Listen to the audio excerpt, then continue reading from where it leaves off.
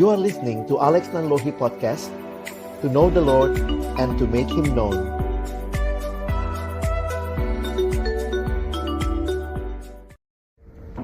Bapa yang baik, Bapa yang mengasihi kami dan terus memimpin hidup kami. Bersyukur hari ini kami boleh bersama-sama bersekutu, memuji memuliakan nama-Mu, berdoa kepadamu, mendengarkan sharing dari teman-teman kami akan pimpinan penyertaan Tuhan yang mereka alami. Dan tiba waktunya bagi kami akan membuka firman-Mu. Kami mohon ya Tuhan, bukalah juga hati kami. Jadikanlah hati kami seperti tanah yang baik, supaya ketika benih firman Tuhan ditaburkan itu boleh sungguh-sungguh berakar, bertumbuh, dan juga berbuah nyata di dalam kehidupan kami. Berkati hamba-Mu yang menyampaikan firman, setiap kami yang mendengar. Tuhan tolonglah kami semua, agar kami bukan hanya menjadi pendengar-pendengar firman yang setia, tapi mampukan kami dengan kuasa dari Roh-Mu yang kudus, kami dimampukan menjadi pelaku-pelaku firman-Mu di dalam kehidupan kami. Bersabdalah ya Tuhan, kami umat-Mu sedia mendengarnya, dalam satu nama yang kudus, nama yang berkuasa, nama Tuhan kami Yesus Kristus, Sang Firman yang hidup. Kami menyerahkan pemberitaan firman-Mu. Amin. Shalom. Kita bersyukur buat kesempatan ini. Ya, rasanya ketemu kalian jadi merasa makin tua aja gitu. Karena sudah makin tua juga kalian pastinya ya. Melihat bagaimana Tuhan memimpin, dan tema malam ini saya coba pikirkan, gumulkan untuk kita pikirkan bersama. Jadi di dalam pengenalan akan Tuhan tidak ada dari kita yang terlalu senior. Kita nggak pernah cukup senior mengenal Tuhan. Walaupun usia kita bertambah, pengalaman hidup kita bertambah. Tapi pertanyaan ini, apakah juga pengenalan akan Tuhan menjadi sesuatu yang kita alami, kita nikmati dan terus bertumbuh di dalamnya? Saya mulai dengan ayat ini gitu ya. Di dalam Yeremia pasal yang ke-9 ayat 23 sampai 24. Yuk kita baca dua ayat ini sama-sama ya. 1, 2, ya. Beginilah firman Tuhan. Janganlah orang bijaksana bermegah karena kebijaksanaannya. Janganlah orang kuat bermegah karena kekuatannya. Janganlah orang kaya bermegah karena kekayaannya. Tetapi siapa yang mau bermegah, baiklah bermegah karena yang berikut, bahwa ia memahami dan mengenal aku, bahwa akulah Tuhan yang menunjukkan kasih setia, keadilan dan kebenaran di bumi. Itu kusukai. Demikianlah. Di dalam bagian ini firman Tuhan kepada Israel melalui Nabi Yeremia, bahwa kebahagiaan yang sejati atau kemegahan yang sejati adalah memahami dan mengenal aku. Tentu dalam hidup banyak hal yang Tuhan tambahkan buat kita. Pengalaman hidup, tingkatan studi, pengalaman di dalam tadinya mungkin masih single, sekarang berkeluarga, pengalaman mungkin menjalin relasi dan seterusnya. Ini semua bisa jadi kebanggaan-kebanggaan kita. Apalagi buat kalian, pasti tahu lah ya, memahami yang baru pulang PTT bisa lihat itu ya, betapa dokter itu sangat dihargai di daerah. Ya, dokter pendeta itu 11-12 ya. Sampai mimbarnya pun dikasih sama dokter. Silakan dokter khotbah begitu ya. Padahal mikirnya ya ampun, saya kebayang tuh ya kalau dokter-dokter yang tidak pernah dibina gitu ya, dan kesempatan dapat mimbar itu. Ya mungkin kesempatan yang kalian alami di kampus dulu jadi persiapan penting. Ada banyak kemegahan yang ada di sekitar kita, tetapi mari kita lihat kembali kemegahan yang utama adalah ketika kita terus mengenal Tuhan. Yohanes Calvin mengatakan kalimat ini, knowing yourself begins with knowing God. Ini juga mengingatkan kita bahwa sebenarnya salah satu perjalanan hidup kita adalah makin kenal diri kita.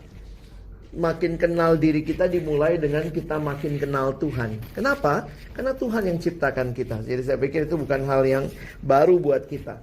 Saya kutip beberapa kalimat dari seorang bernama Nicky Gamble. Dia berkata begini, pria dan wanita diciptakan untuk hidup dalam hubungan dengan Allah. Karena kita diciptakan oleh Allah, pertama kali Allah menciptakan kita kita diciptakan untuk siapa? Ini pertanyaan penting. Waktu Allah ciptakan kita pertama kali, Allah ciptakan kita untuk siapa? Ya, untuk dirinya. Sehingga kita diciptakan untuk hidup dalam hubungan dengan Allah. Itu satu kalau pakai bahasa komputer, default settingnya manusia. Karena itu, tanpa hubungan tersebut akan selalu ada rasa lapar, sebuah kekosongan dan sebuah perasaan yang hilang. Ini gambarnya bisa mewakili begitu ya. Generasi kita ini generasi yang kayaknya stres kalau tidak dicolokan ya. Dan ini gambaran yang Allah ingatkan bagi kita. Nicky Gamble melanjutkan, tidak ada satupun hubungan manusia yang dapat memuaskan atau yang dapat terus bertahan. Saya garis bawahi dua kata itu karena saya coba elaborasinya begini. Bahwa tidak ada hubungan yang bisa memuaskan di luar dari hubungan dengan Allah. Di mana kita sebenarnya longingnya itu kepada hubungan yang memuaskan dapat terus bertahan. Realitanya waktu kita melihat atau mencoba mengambil kepuasan dari hal-hal yang sementara, gak akan pernah puas. Dan juga ini menarik ya, atau yang dapat terus bertahan. Kita itu pengennya yang terus bertahan. Tapi pertanyaannya begini, ada gak sih misalnya orang yang gak bisa mati? Kalaupun kita menikah, kita punya orang tua, ada gak orang tua yang gak bisa mati? Ada gak pasangan yang hidup terus? Itu menunjukkan kepada kita bahwa sebenarnya relasi-relasi yang sementara ini memang tidak akan pernah memuaskan dan tidak akan menjadi relasi yang primer untuk hidup kita. Ini dua hal ini hanya kita dapat kalau kita punya hubungan dengan Allah. Dia yang bisa memuaskan kita dan dia yang kekal, tidak pernah tidak ada gitu ya. Selalu akan ada sesuatu yang hilang dalam relasi-relasi manusiawi. Itu karena kita diciptakan untuk hidup dalam hubungan dengan Allah. Karena itu ini kesimpulannya Nicky Gamble. Sekali kita memiliki hubungan dengan Allah, maka tujuan, arti kehidupan akan menjadi semakin jelas. Nah, kita akan lihat bagian firman Tuhan malam ini. Saya akan ajak kita lihat Filipi pasal 3. Kita akan baca ayat 10 dan 11-nya saja ya. Ini bagian yang mungkin juga teman-teman sudah sering baca, tapi saya fokuskan ke 10 dan 11 saja.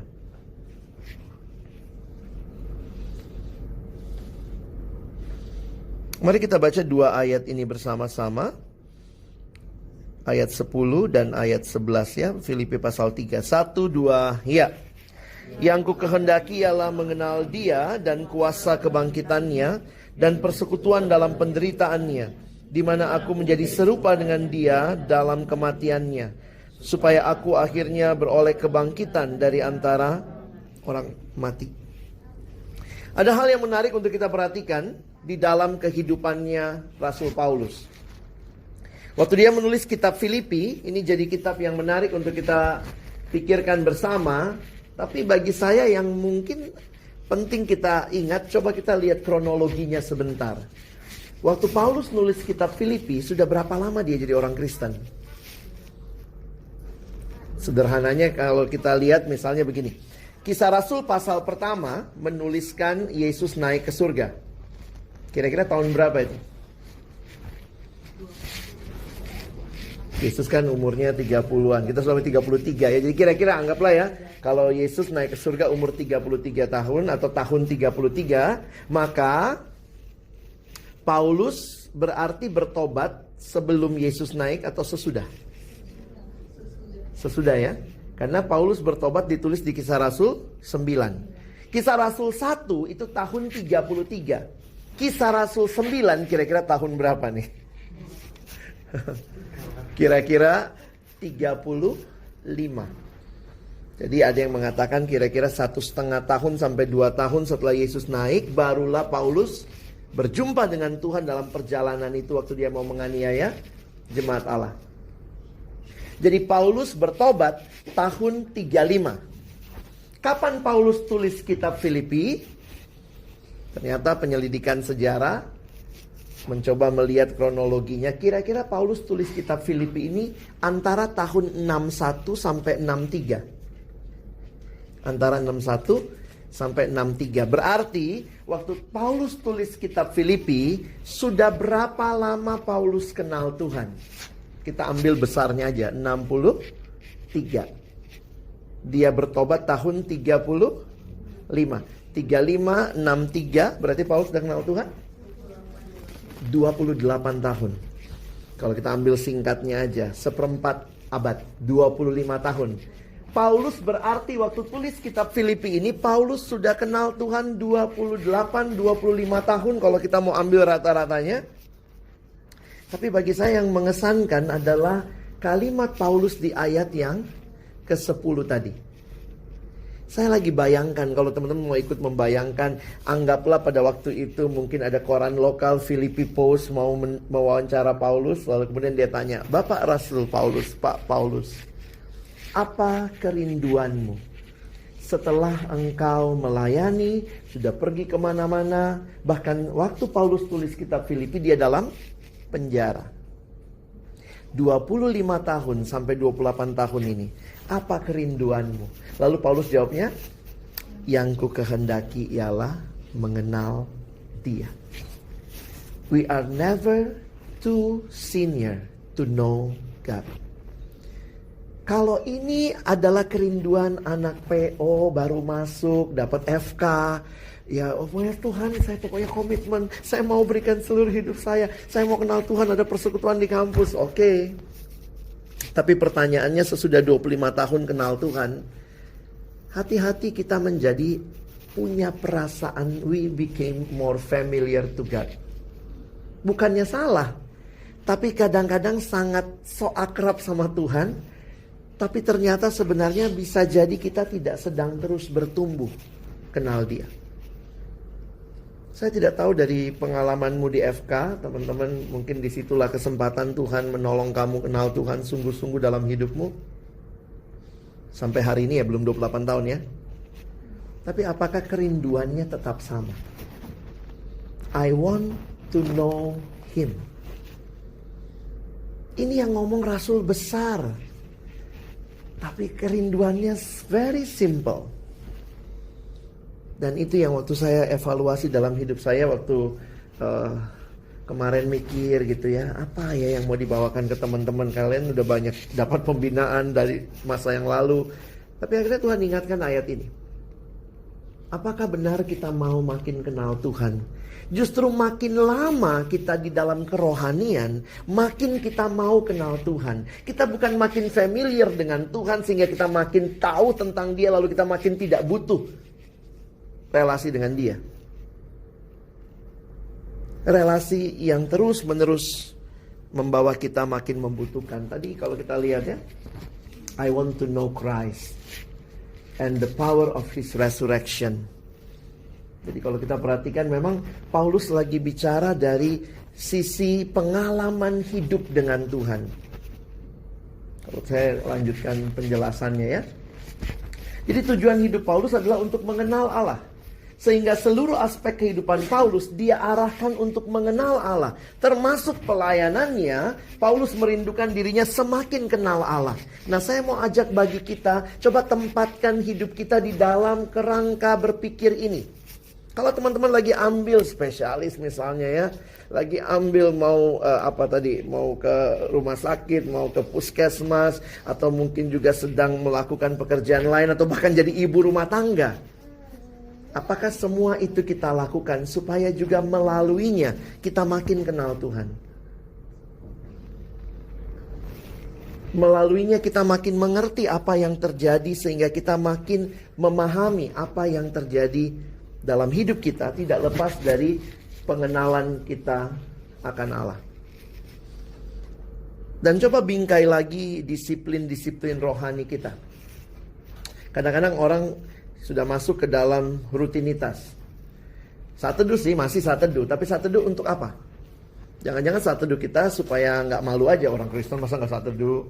Anak PO lo dulu ya, masa gak saat teduh? Tapi saat teduh kita apakah makin mengenal Allah? Makin mencintai Tuhan? Waktu kita ke gereja setiap minggu, apakah itu demi kita makin kenal Tuhan? Makin mencintai Dia?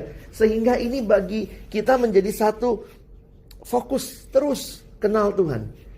Dan gampang sekali pada akhirnya bisa memilah dan memilih. Kalau ternyata melalui aktivitas ini saya tidak makin kenal Tuhan, saya mendukakan hatinya, saya dapat semuanya tapi ternyata saya tidak dapat hidup yang makin dekat dengan Tuhan, kita tahu harus apa yang dipilih. Jadi bingkailah hidup kita di dalam pemahaman ini. Dan Paulus berkata tentang mengenal Tuhan, dia tidak bicara, dalam bahasa Yunani itu ada dua kata ya. Nah, dua kata itu, kenal itu bisa, kalau kita gambarannya gini, tahu sama kenal beda nggak? Beda ya? Yang mana yang lebih dalam? Kenal ya. Kalau saya tanya, teman-teman tahu nggak Presiden Indonesia yang perempuan? Tahu. Siapa namanya? Megawati. Kenal nggak? Nggak. Tahu? Tahu. Paulus menggunakan kata kenal, bahwa dia mengatakan ini bukan sekedar pengenalan yang sifatnya pengetahuan. Kalau pengenalan yang sifatnya pengetahuan itu disebut sebagai informasi. Tapi kalau pengenalan yang lebih dalam itu melibatkan relasi. Pengenalan akan Tuhan bukan demi Bible quiz. Kita bisa ya, wah ada banyak orang tuh Bible quiznya menang tuh.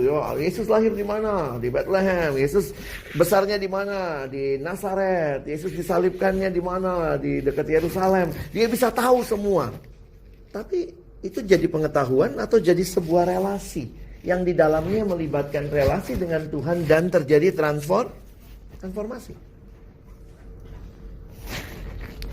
Sehingga kalimatnya ya, aku ingin kenal dia. Dan bukan cuma kenal, atau ini kalau saya pakai bahasa relasi ya, ingin mengalami kuasa kebangkitannya dan menjadi serupa dengan dia dalam kematiannya. Sehingga kehadiran Kristus itu makin hari makin nyata. Ya saya sadar betul ya, gak gampang ya menjaga kesegaran rohani. Teman-teman yang lagi sibuk dengan segala sesuatu ya ngerti lah ya, gak gampang kan. Apalagi kalau sudah tidak ada komunitas yang mengingatkan. Semua orang kayaknya individualis. Kita jadi ikutan juga gitu ya. Pokoknya saya ngejar apa yang saya mau. Tapi saya melihat jadinya kita mesti berjuang. Sempat minggu ini ketemu seorang alumni. Dalam keputusasaan dia, Bang, boleh gak kita ketemu minggu ini? Oke. Kami ketemu dan waktu itu dia ceritalah pergumulan hidupnya. Dan kemudian pertanyaannya adalah dia membandingkan, dulu saya kok bisa segar gitu dengan Tuhan ya. Tapi sekarang kok sudah begini, dia ceritalah kan. Waktu dia udah cerita muter. Sampailah akhirnya dia ngaku. Dan pengakuan dia yang bikin saya shock juga gitu ya. Anak persekutuan, dibina dulunya, pernah jadi pengurus di kampus, tapi dia sedang jatuh dalam dosa persinahan. Dan itu dia katakan berkali-kali dia alami. Dari kapan? Dari 2017 Bang. Sehingga sekarang bergumul tuh untuk bisa terus punya kesegaran rohani. Karena nampaknya dia mengatakan semua yang saya tahu itu kayak gak ada gunanya. Saya kayaknya begitu najis. Dia nangis, ya tapi saya bilang, berjuang.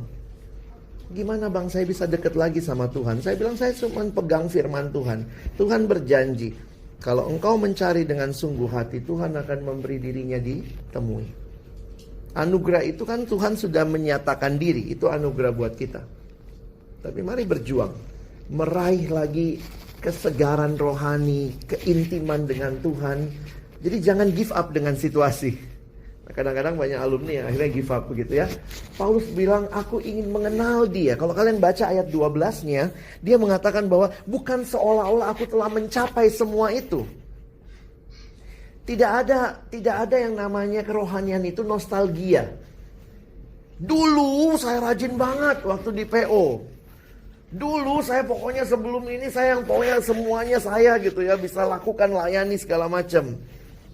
Tapi itu semua dulu. Kerohanian bukan nostalgia, tetapi berjalan mengarah ke depan. Dan kalau teman-teman lagi ada dalam titik-titik terendah hidupmu, berjuang di dalam menggapai kembali anugerah Tuhan yang sudah Tuhan nyatakan. Saya selalu ingat Tuhan mengingatkan, carilah aku selama aku berkenan ditemui. Tuhan mau kok menyatakan dirinya kepada kita.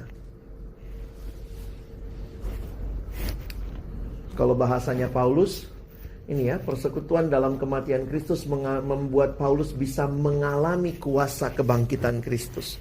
Di perjanjian lama teman-teman, kuasa Allah itu dinyatakan dari Allah itu mencipta dari tidak ada jadi ada. Gitu. Mazmur misalnya mengatakan Allah berkuasa. Apa yang dia lakukan? Berkuasa itu ketika dia menciptakan dari tidak ada jadi ada.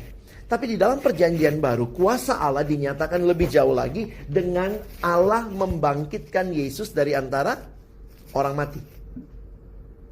Jadi apa yang dikatakan Allah berkuasa? Lihat Yesus yang mati, kuasa kematian Allah membangkitkan. Dan Paulus mengatakan dia mau alami kuasa itu.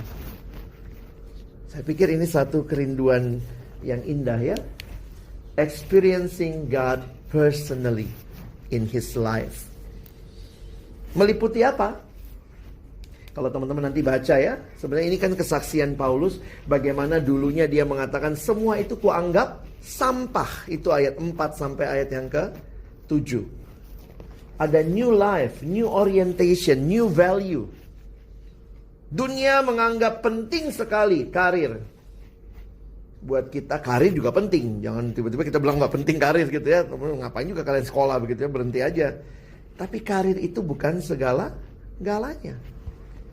Kita jadi punya cara pandang yang baru. Karir itu bagaimana melaluinya saya bisa makin kenal Tuhan, saya bisa jadi berkat buat sesama, saya punya orientasi hidup yang baru. Melalui karir yang saya miliki, studi yang sedang saya jalani, saya bisa menolong lebih banyak orang. Arahnya, orientasinya, kehidupannya berbeda. Sehingga hal-hal seperti ini bisa mulai lagi kita pikirkan ulang. Apa sih yang paling berharga? Ini kalau saya tanyain sama mahasiswa sih kayaknya gampang jawabnya, Yesus gitu ya. Tapi ini kalau ditanya sama alumni nih, apa yang paling berharga? Udah mulai nabung, udah mulai invest, udah mulai beli rumah, udah mulai beli kendaraan, udah mulai nyicil ini, nyicil itu. Banyak hal yang berharga buat kita.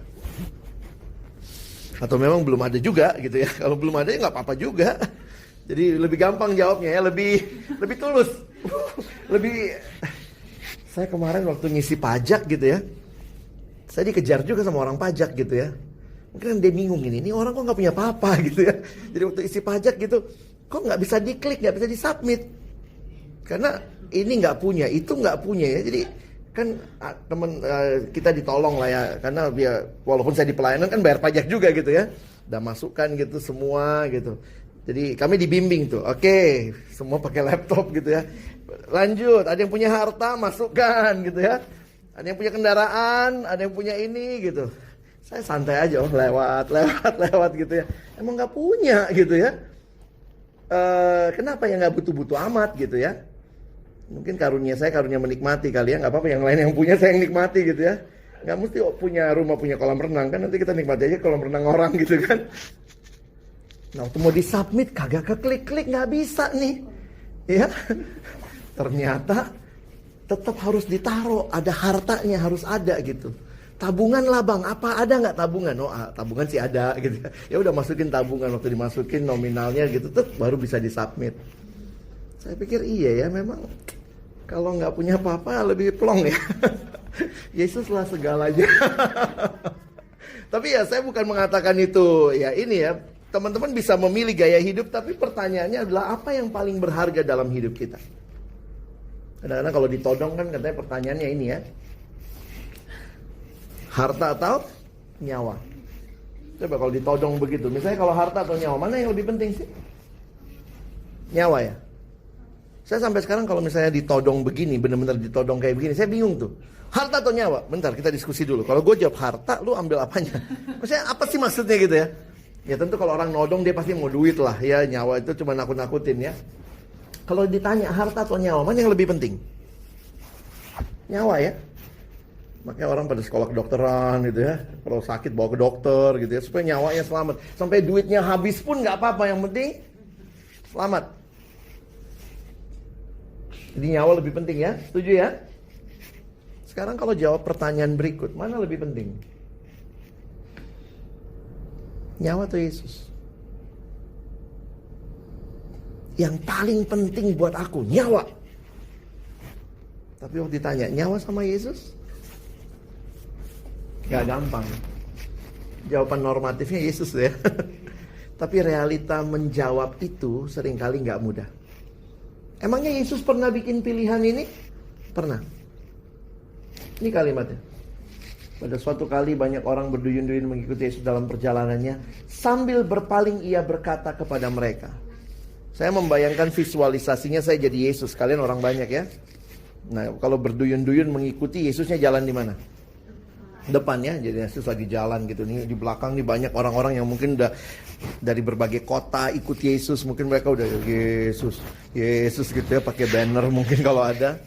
Waktu berduyun-duyun tiba-tiba Yesus balik nih. Kadang-kadang saya mikir harusnya waktu dia balik kan, yo man kita bikin GFC, Jesus Fans Club. Udah? Yesus ngomongnya gini nih. Sambil berpaling ia berkata kepada mereka, jika seorang datang kepadaku dan dia tidak membenci bapaknya, ibunya, istrinya, anak-anaknya, saudara laki-laki atau perempuan, bahkan nyawanya sendiri. Yesus tidak mengajarkan kita membenci. Kata yang lebih tepat di dalam terjemahan yang lain, kalau dia menempatkan cinta kepada bapaknya lebih daripadaku, menempatkan cinta kepada ibunya, istrinya, anak-anaknya, saudara laki-laki atau perempuan lebih daripadaku, bahkan nyawanya. Saya jujur waktu pelajari Yesus memanggil, ini kayak perekrutan ISIS ya. Mati buat aku gitu ya. Bahkan nyawanya sendiri. Ini yang di dalam terjemahan lain atau ayat paralelnya lebih jelas ya. Barang siapa mengasihi bapa atau ibunya lebih daripadaku, ia tidak layak bagiku. Barang siapa mengasihi anaknya laki-laki atau perempuan lebih daripadaku, ia tidak layak bagiku. Barang siapa tidak memikul salibnya mengikut aku, ia tidak layak bagiku. Barang siapa mempertahankan nyawanya, ia akan kehilangan nyawanya. Barang siapa kehilangan nyawanya karena aku, berarti mana yang lebih berharga? Aku, ia akan memperolehnya. Ini ngapain sih Tuhan Yesus nih? Mencintai dia seumur hidup itu perjalanan dan sebuah pengalaman yang makin dalam, makin dalam, makin dalam. John Piper nulis satu buku, Don't Waste Your Life. Saya parafrase salah satu kesimpulan dia. Dia bilang begini, kalau Yesus sama nyawamu lebih penting Yesus, maka dia berkata kira-kira begini. Maka hiduplah untuk membuktikan bahwa memang Yesus lebih berharga daripada hidup.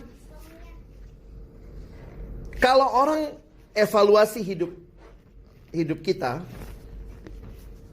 apa yang mereka temukan berharga ya?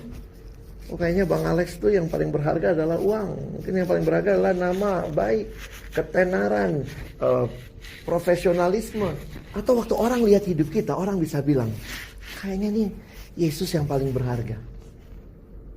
Jangan-jangan hidup kita tidak menunjukkan Yesus lebih berharga, bahkan dari hidup itu sendiri. Saya ditolong makin mengerti ini, walaupun kayaknya makin radikal gitu ya. Saya pikir kalau ISIS radikal, kita ternyata Yesus juga sama radikalnya. Cuma kalau ISIS gitu ya, kalau lu gak ikut gua, gue bunuh lu. Kalau Yesus, kalau lu gak ikut gua, gue PI terus lu sampai ikut gitu ya. Makanya kasih itu jadi teladan yang sangat luar biasa. Buku Not a Fan, bukan seorang penggemar, Kyle Idleman dalam bukunya memberi gambaran seperti begini. Bayangkan berbagai hal yang berharga bagi kita. Yesus ya, itu yang berharga. Kan keluarga, pacar, sahabat, pelayanan, studi, pekerjaan, karir sedang ada di garis start lomba lari untuk merebut tahta hati kita. Harusnya siapa yang nomor satu? Yesus ya. Itu logika berpikir saya juga. Tapi saya kaget waktu dia bilang begini. Yesus tidak mau menjadi juara satu dalam lomba tersebut. Dia mau hanya dia satu-satunya pelari dalam perlombaan itu. Tidak boleh ada persaingan antara relasi kita dengannya. dengan relasi kita atau relasi yang lainnya. Yesus tidak mau jadi nomor satu. Yesus mau jadi satu-satunya. Kadang orang mikir gitu, kalau begitu apa kita nggak butuh yang lainnya? Ada orang yang pernah protes gini. Jadi kalau sama suami saya apa istri saya harus mengasihi Yesus lebih sungguh. Iya. Terus gimana dengan relasi sama istri atau suami? Terus kalimat yang dijawabnya begini. Kalau engkau mengasihi suamimu lebih yang paling utama, kau tidak mengasihi Yesus, misalnya mengasihi suami atau istrimu lebih utama, maka kamu kehilangan. Tapi kalau kamu mengasihi Yesus sebagai yang paling utama, maka kasihmu kepada istri dan suamimu akan lebih lagi. Jadi jangan merasa ketika mengasihi Yesus jadi kayak kalah yang lain. Tetapi waktu engkau mengasihi Yesus, maka kasihmu kepada hal-hal yang lain akan tertata dengan baik. Tapi kalau kamu mengasihi yang lain lebih daripada Kristus, maka sebenarnya kamu kehilangannya apa? Kehilangan Kristusnya, dan berarti kehilangan segala-galanya. Teman-teman, banyak hal dalam hidup bisa jadi berhala. Dan berhala-berhala itu bisa mulai dari hal yang baik. Ya. Jadi hal yang baik kalau tidak ditaruh pada tempatnya jadi berhala. Hal yang baik begitu jadi utama jadi berhala. Uang baik nggak? Baik ya, kita butuh uang. Tapi kalau uang jadi utama, uang jadi berhala. Jadi biarlah uang tetap hal yang baik. Jadi saya akhirnya melihat semua yang tadi ini hal-hal yang baik. Keluarga, pacar, tapi dia tidak boleh jadi utama. Yang utama cuma Yesus. Makanya jangan ada nomor, kayaknya begitu ya. Dan waktu Yesus sebagai paling utama, maka semuanya akan berada pada tempatnya yang bagus, yang baik. Sebagai penutup kita lihat beberapa hal. Ini sedikit evaluasi dari buku Knowing God, ditulis oleh J.I. Packer. Dia mengatakan, coba perhatikan apa bukti orang yang mengenal Allah. Dia kasih 4 evaluasi. Jadi ini juga bisa kita evaluasi, saya sebenarnya masih mengenal Allah nggak ya? Those who know God have great energy for God. Nah, ini bisa macam-macam aplikasinya. Apakah berkaitan dengan pelayanan, berkaitan dengan kita masih berjuang untuk saat teduh, berjuang untuk datang ke gereja, berjuang untuk punya hidup rohani yang baik. Kalau kita dekat dengan Tuhan, maka kita punya energi yang... Kadang-kadang kalau udah Jumat begini, lihat status-status alumni gitu ya. Work hard, play hard. Orang bisa begitu rupa planning weekendnya akan se-excited apa. Sehingga energinya adalah untuk having fun, having many things. Tapi waktu planning untuk Tuhan, terjadi nggak ya? Saya planning nih, besok mau bangun lebih pagi untuk saat teduh lebih segar. You need to have a great energy for God. Those who know God have great thoughts of God.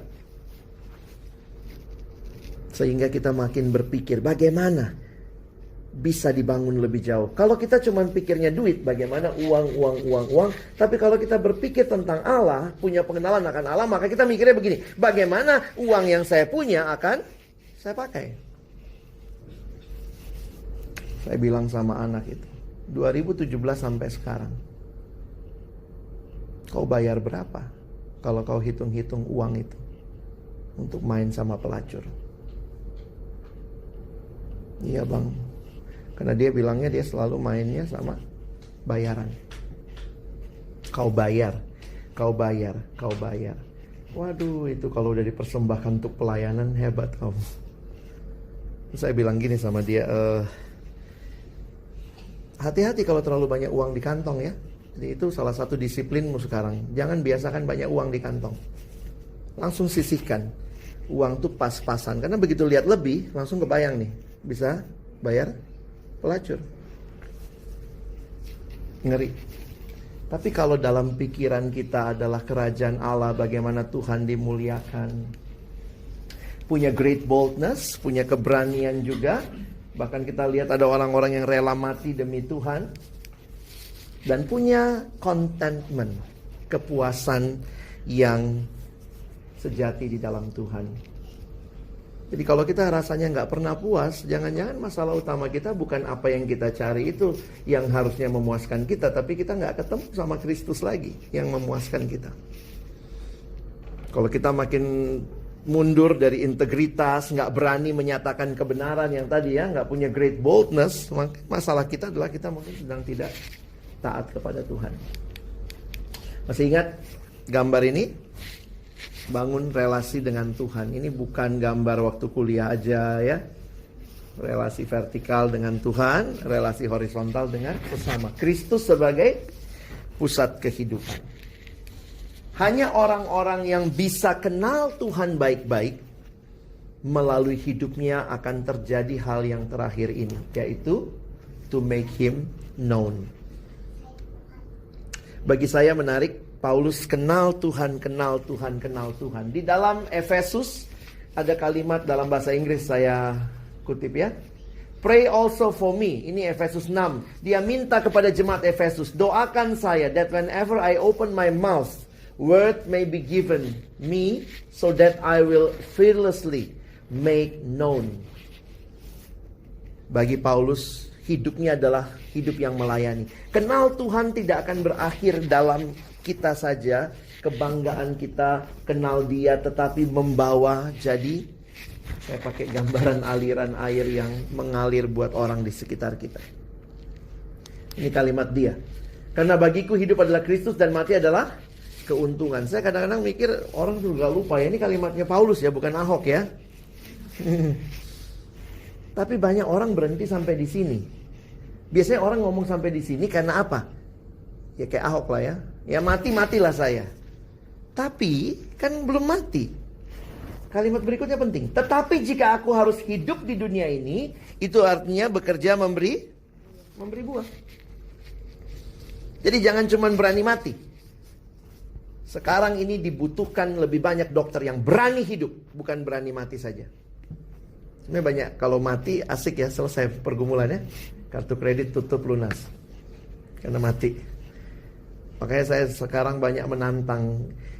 Kita memang ya, saya berani mati buat Kristus. Kalau saya ditanya, percaya Yesus atau tidak? Saya berani mati. Kita bukan isis-isisan ya. Saya butuh, atau Tuhan butuh orang-orang yang berani hidup buat Dia. Bukan hidup bagi diri sendiri, tapi hidup bagi orang lain. Hidup beda dengan dunia. Dare to be different. Cara kamu belajar kalau kamu lagi ambil spesialis atau apalah ya, studimu harus berbeda. Hidup yang dinyatakan punya kualitas. Cara kamu bekerja, ini jelas bukan dokter. Cara kamu bergaul, buat yang lagi pacaran, cara berpacaran. True love waits. Jamnya, iya. Jangan buka kado sebelum waktunya. No sex before marriage, itu standar. Jangan karena dokter tahu nih tips and triknya. We can do safe sex. Kadang-kadang sedih juga gitu ya, kampanye-kampanye safe sex. Ya mungkin buat di luar sana itu menolong lah ya, reduce. Tapi is safe sex really safe? Atau justru pertanyaannya adalah, haruskah kita mengkampanyekan safe sex di mana kondom sudah begitu gampang didapat? Zaman saya kecil itu, waktu SMP saya ingat mau percobaan itu pakai kondom. Itu kondom tuh cuma didapat di apotik.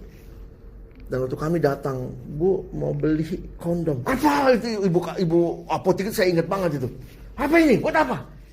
Percobaan di sekolah. Sekarang Indomaret itu jangkauan anak-anak itu kondom. Saya nggak tahu, revolusi seks terjadi juga secara tidak sadar di negara kita. Paling tidak dalam hal yang tadinya cukup tertutup, sekarang mulai lebih terbuka.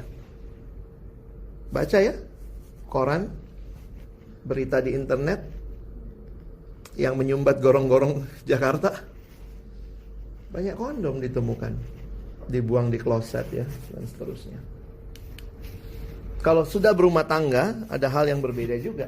kenal Tuhan, maka juga keluarga kita harapkan mengenal Tuhan. Sehingga malam ini saya mengingatkan dua hal ini buat teman-teman dan diri saya sendiri. Mari, semakin lama kita berjalan jadi orang Kristen, pertanyaannya, kita makin kenal Dia? Dan apakah kita yang makin kenal Dia, kita juga makin memperkenalkan Dia? To know Him and to make Him known. Biarlah ini jadi our goal in life. Amin. Mari kita berdoa. Tuhan, terima kasih banyak buat firman-Mu. Kami sangat menyadari betapa rapuhnya kami melakukan kebenaran. Pengalaman kami yang banyak bisa jadi membuat kami juga merasa sudah cukup dengan Tuhan. Tapi apa yang Paulus saksikan hari ini mengingatkan kami. Kami belum pernah selesai mengenal Tuhan. Kami belum pernah terlalu senior dalam hal mengenal Tuhan.